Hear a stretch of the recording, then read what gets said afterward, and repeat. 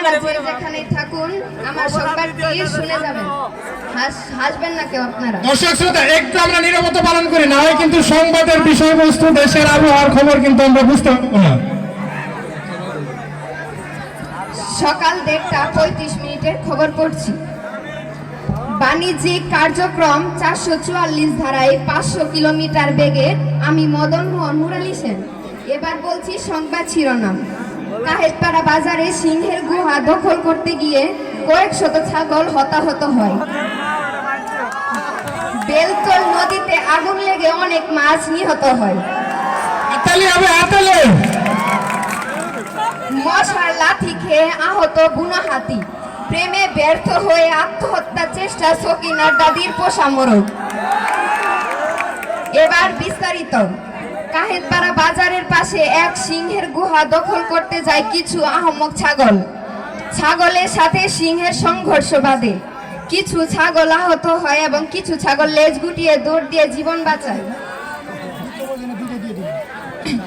বেলতল নদীতে আগুন লাগার সংবাদ পেয়ে বাংলা বাজারের ফায়ার সার্ভিস 4টা ঘোড়ার গাড়িতে এবং 100টি বিষের ট্যাঙ্কিত 1 লিটার কেরোসিন তেল তুলে আগুন নেভানোর প্রাণপণ চেষ্টা করে।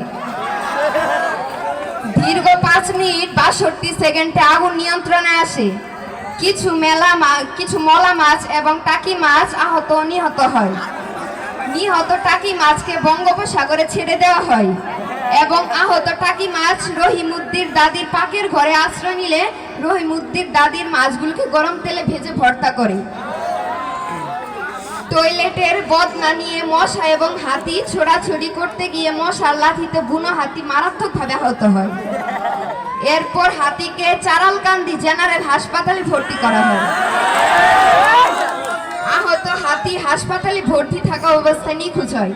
নিখোঁজ হাতির সন্ধান পেতে 3 কার্টুন মশার কয়েল এবং 3 কার্টুন সেনা মোতায়েন করা হয়।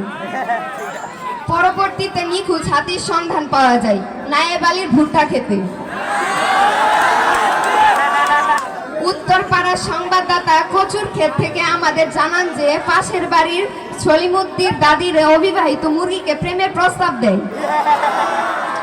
সকিনার দাদির পোষা মুরগি প্রেমের প্রস্তাবে রাজি না হলে মুরগটি 13 ফিট 32 ইঞ্চি কচু গাছের সাথে ফাঁসি দিয়ে আত্মহত্যা চেষ্টা করে। এবার আন্তর্জাতিক। রাশিয়া ইউক্রেন যুদ্ধে রাশিয়ার যুদ্ধ জাহাজ কাহেতপাড়া নদীতে মাছ ধরার চায়না জালে আটকে পড়ে ইউক্রেনের প্রেসিডেন্ট জেলেনস্কি নিহত হয়। নিহত জেলেনস্কি বেলতল সামরিক হাসপাতালে ভর্তি করা হয়। আহত সবাইকে আজিমপুর কবরস্থানে দাফন করা হয়। এবার বিশ্ব খবর।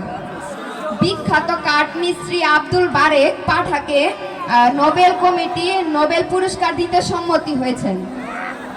কাঠমিস্ত্রি আব্দুল বারেক পাঠাকে নোবেল পুরস্কার দেওয়ার কারণ হলো তিনি কাঠমিস্ত্রি যিনি বেলতল নদীর উপরে কাঠের সাহায্যে অনেকগুলো বাড়ি নির্মাণ করেছেন। এলাকায় চিপা যারা চা পান করেন, সেজন্য বিদ্যালয়ের পক্ষ থেকে তার স্ত্রী মমতা ব্যানার্জি সহ মেহমানদের আয়োজন করেছে। আসসালামু আলাইকুম।